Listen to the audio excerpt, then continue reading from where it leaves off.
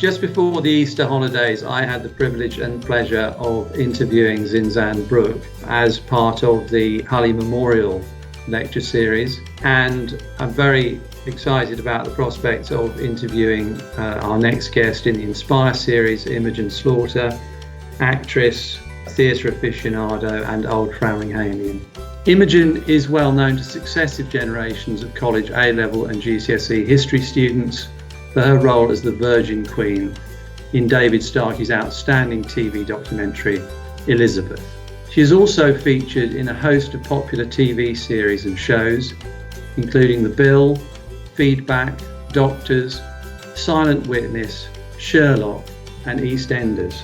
Most recently, Imogen has performed in Twelfth Night with the National Theatre, in Timon of Athens with the RSC, and last Christmas she even starred as the irrepressibly wicked Captain Hook in the swashbuckling pantomime adventure, Peter Pan.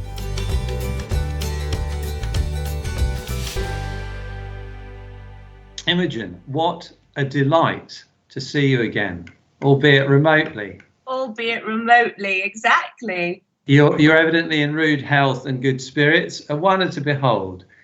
So we've not surprisingly had an avalanche of questions from interested pupils and parents for you to answer. So I'll try to seamlessly incorporate those without interrupting the flow, the cut and thrust of our conversation. Excellent stuff. Good stuff. Okay, so let's take up your story as an aspiring young actress in sunny Suffolk. Yeah. So you came to the college in 1992 for sixth form. Yeah. Perhaps you could tell us a little bit about your early memories of your time here. Yeah, it was one of the main reasons for coming to Fram in the first place. Was because I wanted to board, and also because it offered theatre studies, which the school I was at before didn't. And because I always knew I wanted to do drama, I was very keen to be able to incorporate that into my A-levels. So that was kind of one of the main reasons. And then, of course, I arrived at the college, and there's the wonderful Tony Lawrence at the drama helm.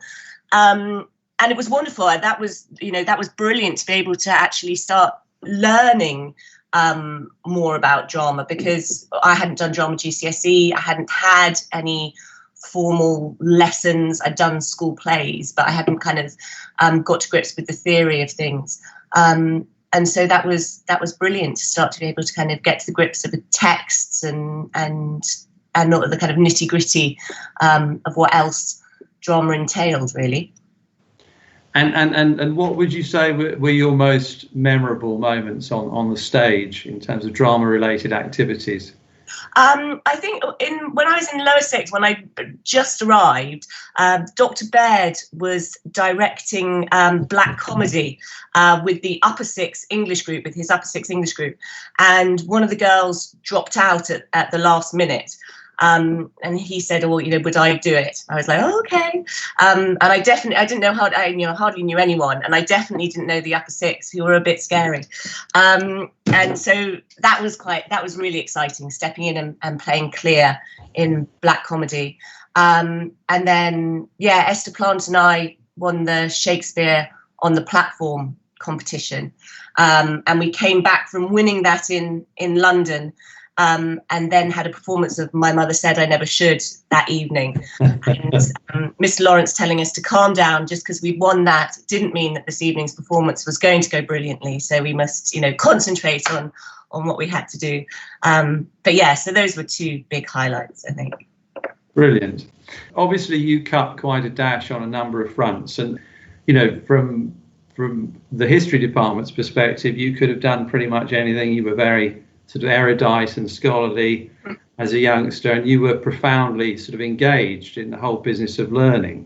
But rather than go to university, you chose to go to drama school. Can you tell us a little bit about that decision? Obviously a major decision, one that shaped your life, actually, your entire future. So yeah, and I think before I'd come to Fram, I didn't really know about drama school as such. I had always assumed that I would go to university and do English and drama or history, or that I would do more academic route. And then that was Mr. Lawrence as well, who said, well, have you thought about going to drama school? And I got a whole pile of prospectus and went through them all and started auditioning, and was tremendously green, really, and didn't really know what it meant to rock up at drama schools at 17, I think I was, when I auditioned.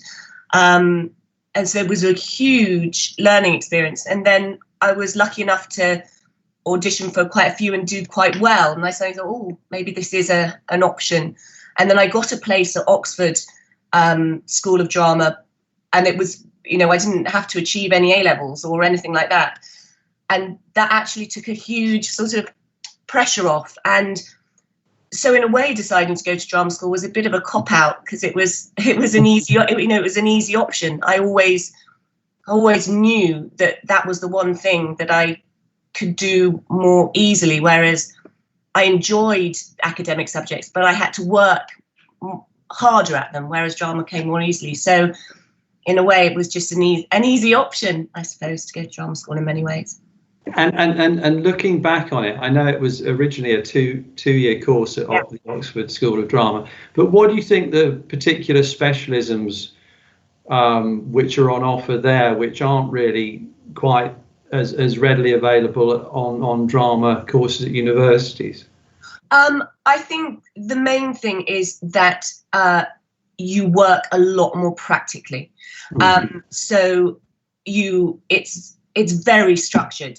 A day is like it would be in a rehearsal room. So you can't skip lectures. You can't not turn up on time. You learn the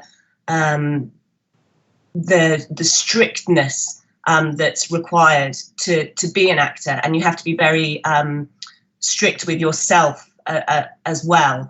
And so it's quite hardcore being at drama school. It's so, having said it was an easy option, it really isn't, and you are worked very hard, but it's brilliant. And you also, I think the thing you get at drama school that perhaps you don't get at university level so much is that you get to work with professional directors and casting directors, and so you meet people who are in the industry a lot more readily than you do perhaps on university courses. What about specialisms, movement and dance, accent and dialect? Sorry, that kind of sword play, horse riding, all of that sort of thing. Yeah, I mean, I think if you're thinking of going to drama schools, all drama schools are very different. And I was on the audition panel at Oxford for a couple of years, and the one thing I would always say to people is that you have to look very specifically at what you want to get out of a course. And a lot of drama schools now concentrate a lot more on film and television. Somewhere like Oxford is much more of a classical training. So you look at Shakespeare, you look at you do movement, you do a lot more on voice. It's sort of an old-fashioned training in that sense, but I think it's a much more rounded training. I think quite a few of the drama schools now, I think to get funding and various other things that they have to do, have to be a lot narrower in what they teach. Yeah. And having sort of so wholeheartedly committed your professional life to the theatre and drama, television, film, etc., what have been the highlights of your career to date? I think there've been quite a few. I think for me, the biggest moment that I had, because it was the most terrifying as well, is when I did 12th Night at the National. I was in the ensemble, so I didn't do very much on a nightly basis, but I was covering Tamsin Greig as Malvolia. And understudying is quite a thankless task in many ways. It's all of the fear and none of the fun. You went every night thinking, oh God, I'm going to be sick, I might go on. and yet you somehow desperately want to. It's a very funny thing. And there's a moment in it when she's coming on stage in her yellow stockings, about to declare her love for Olivia. And when we did it in the Olivier, on a great big revolve with a massive staircase, this drum beat starts and you're at the back and the staircase revolves round. And then you kind of come round to the front and you've got the whole of the theatre in front of you in yellow stockings, and then have to sing a Shakespearean sonnet while walking down the steps. And I was so terrified about doing it. And the elation of actually that feeling when you've done it was like nothing else. So yeah, that was incredible.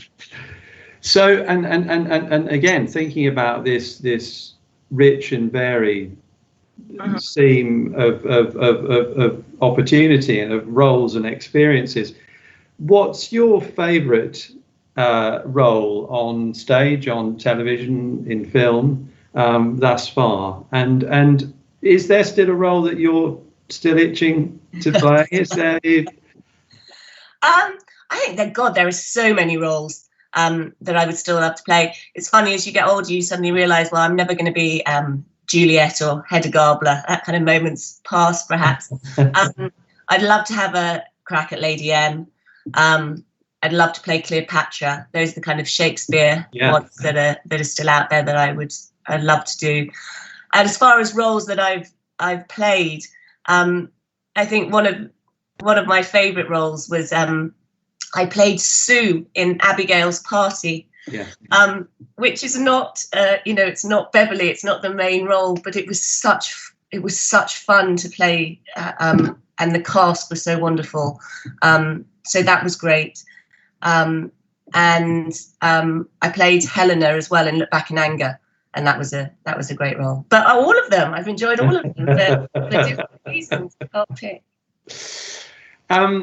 You've performed at the National Theatre and with the RSC. Are you especially proud of the sort of the history of those institutions, being a part of that? And in what ways is it different actually operating within those institutions? Do they have a different approach? Do you feel that you have more time to devote to your craft? Yeah, definitely. I think the thing about working at the National and the RSC is you definitely feel the kind of weight of history and how many other people have trodden those boards, and that is incredible. It's also a huge pressure. It's very scary, but it's incredible. And you do get the luxury of when we did Timon, we had 8 weeks rehearsal. And that is incredible. And yet you can get as much fun doing regional repertory theatre and having 2 weeks to do a show. So having a lot of time is a great luxury. It's not a huge necessity, I don't think. But yeah, and of course, you're working with much bigger budgets. You get, all the glitz and the razzmatazz. I don't necessarily think that always makes a better production, but it's great to be a part of, definitely.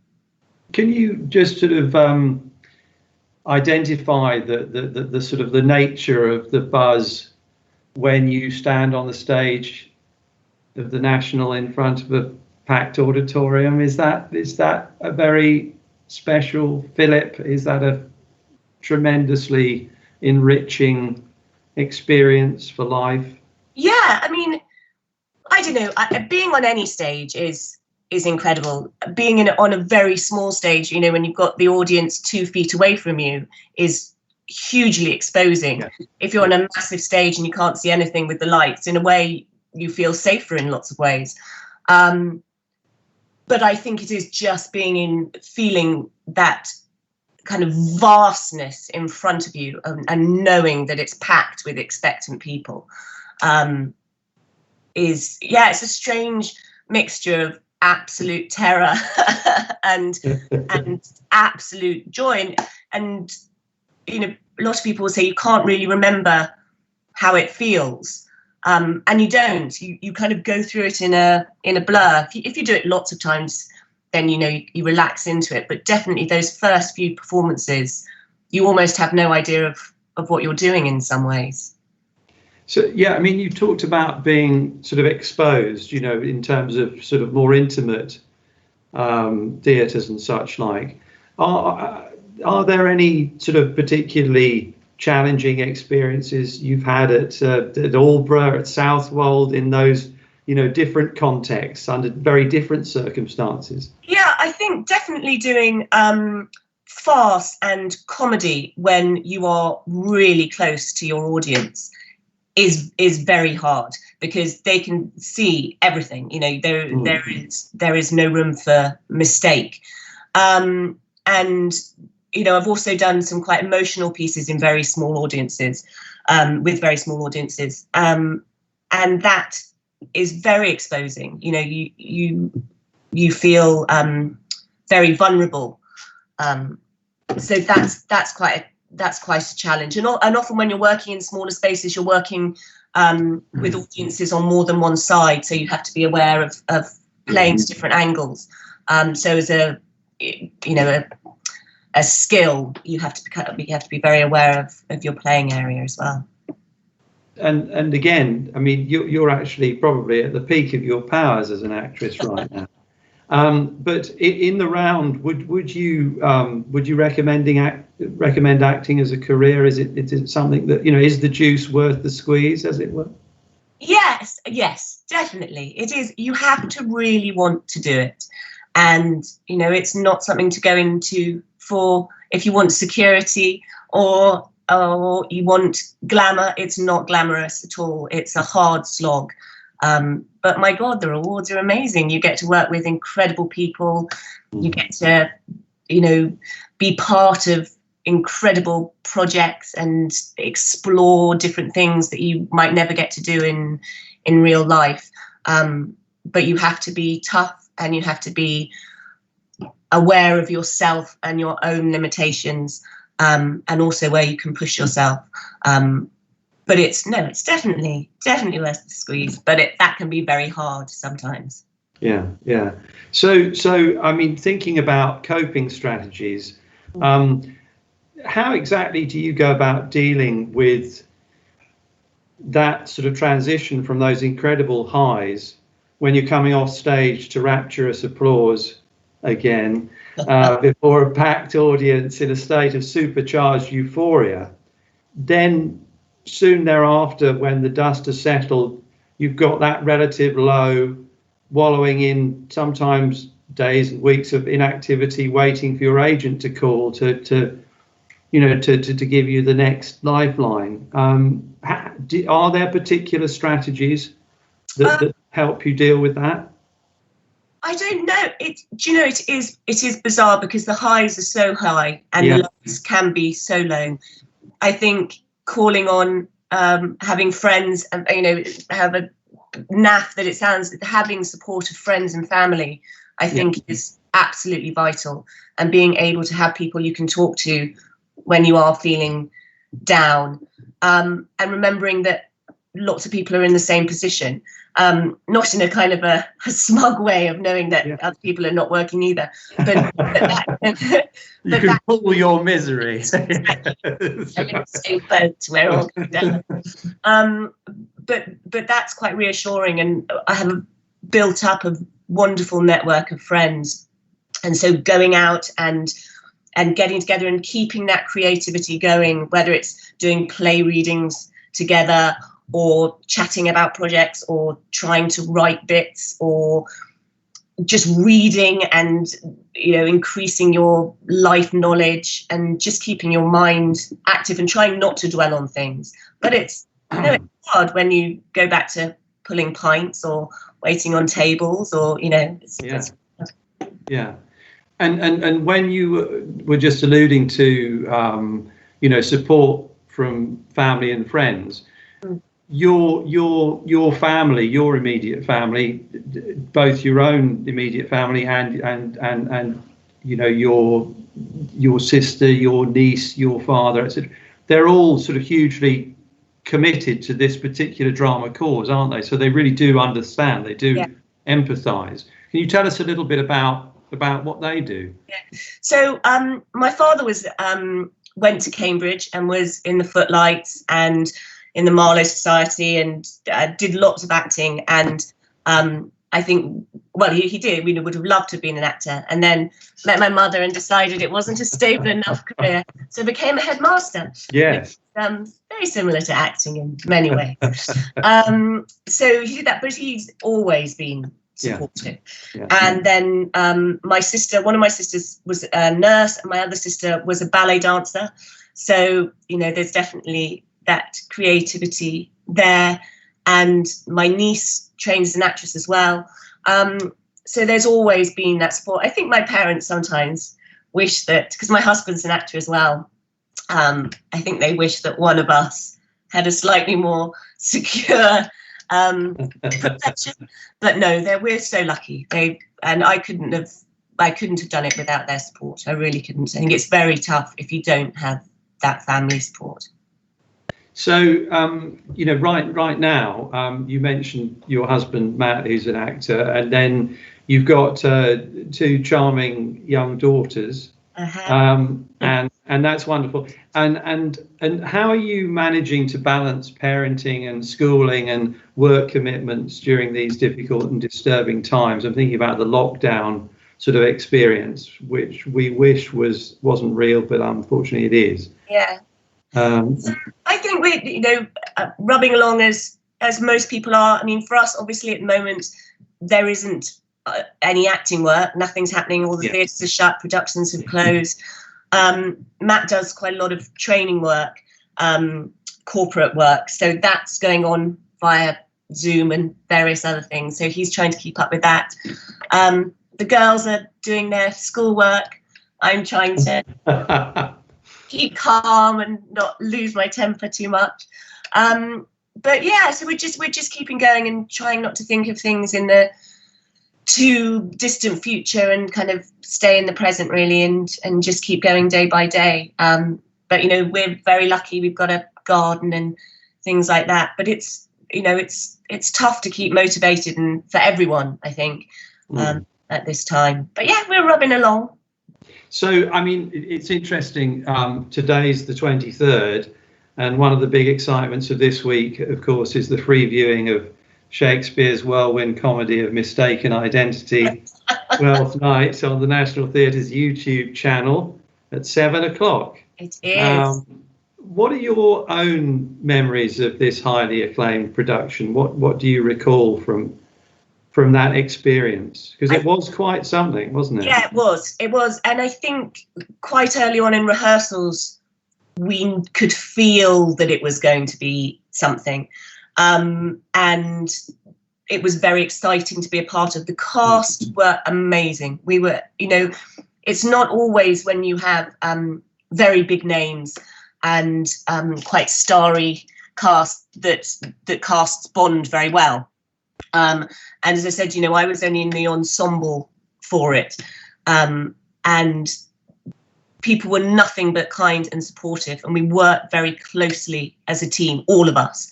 And I think that really shows in the production that it was an ensemble production.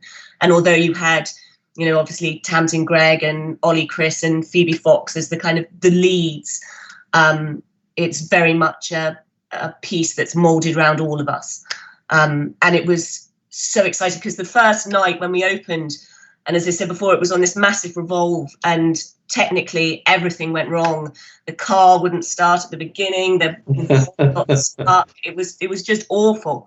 And we hadn't managed to have a dress rehearsal because it was so technical. And the audience were just so supportive and behind us that we knew if they could put up with that we were onto a good thing and that it would be okay. You and I were talking the other day about the power of the audience and the fact that they do play a very meaningful part in the success of live performance. Is that a particular occasion when that really mattered? Was that a sort of make or break moment, feeling that the audience was with you, that they were supportive and sympathetic, as opposed to sort of expectant and then verging on irritated by the fact that they weren't getting their money's worth? Absolutely. And it really, people were on tenterhooks, and we had Dan Rigby, who played Sandro Abichik, and he was just stood there on the stage by himself, and he had to keep the audience there. And thank God he's amazing and a comedy genius. He could kind of keep them in his hands. Yeah. He had like at least 5 minutes of just him on stage, having to keep them there. And yeah, I think there's nothing like a live audience, and you can really feel when they're hostile, and you can really feel when they're loving and amazing and supportive, and it carries you through. So just looking ahead now, sort of post coronavirus, with a live theatre, with a sort of the future for the performing arts in general, how do you see things developing? I really hope that there will be a real resurgence and an upswing in people going and seeing live performance of all natures, of music, of art, of drama, of whatever, because I think that all of us are craving that sort of human contact, and that joint feeling of sharing an experience. Being in an audience is just as worthwhile, if not more, than being on stage and presenting it. And that shared experience, I think, is something that we're all missing. It's not the same. As wonderful as it is seeing things virtually, it's not the same as seeing things in the flesh. And I really hope that this will kind of be a real boost for the arts, and people will realise things that maybe they take for granted, they need to go and support and to keep alive and to keep going. Yeah, I mean, I guess the one of the major problems with some of these venues, that just like sort of public houses across the nation, just like small businesses across the nation, some of them are going to go under during this time. And as you say, unless people are actively supporting and committing to that particular cause, things aren't looking particularly bright. Yeah. But you sound more optimistic about, how the public might react to, maybe a brave new world. Yeah, I think I have to be optimistic, because the other way of looking at it is just too awful. And you're right. I think a lot of, especially touring theatre companies, will go under, because unless they can keep going, that's it. And to call yourself out of that pit and start again is very hard. But yeah, I am optimistic, because I think that people in general will enjoy being with other people again and doing that. Well, listen, we're loving the magic you're making on stage. I genuinely salute you in the light of the fact that you are as professional before a small audience in Southwold as you are at the Swan in Stratford. I think it's absolutely wonderful, just as it should be. And if music be the food of love, play on. Thank you very much. Thank you very much. Okay, brilliant.